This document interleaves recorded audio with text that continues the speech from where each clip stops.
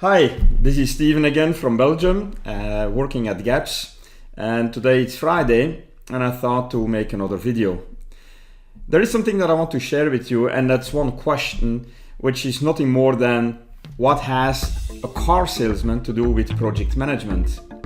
And that's actually an old story that I learned from a very senior project manager, and it's about how a car salesman sells a car. And the story goes as follows. The car salesman will probably walk up to you once you dare to stand still at a certain type of car and will say very nicely, "Hi sir, how are you doing?"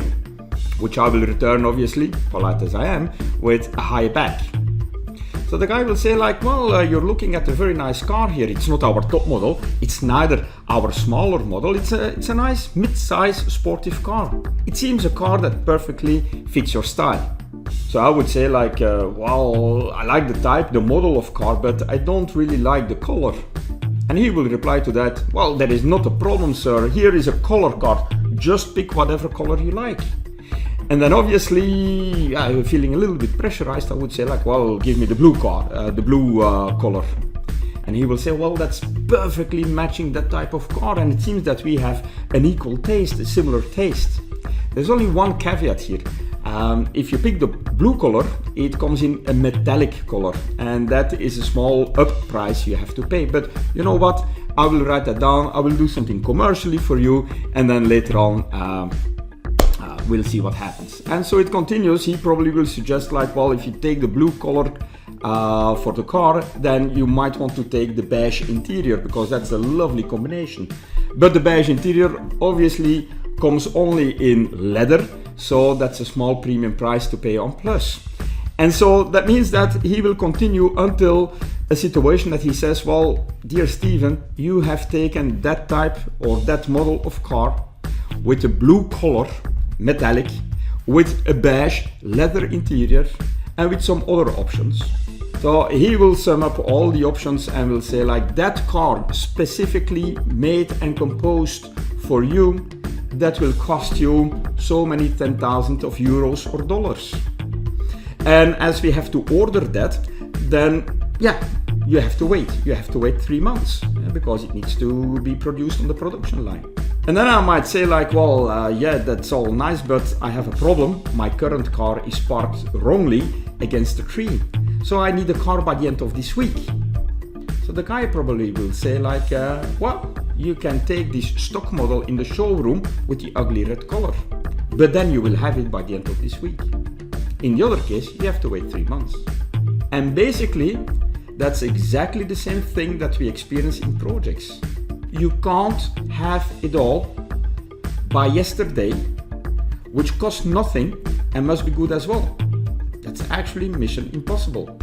This, what I just explained, is the basic dynamic of every project, and it's called the triple constraint.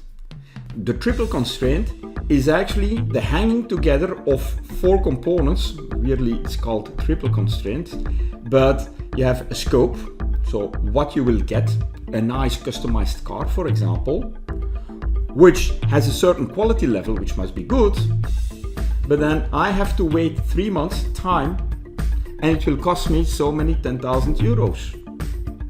But if I don't want to wait 3 months, I can have something by next week, but it will not be the scope quality, the car of my dreams. It will be that model with the ugly red color.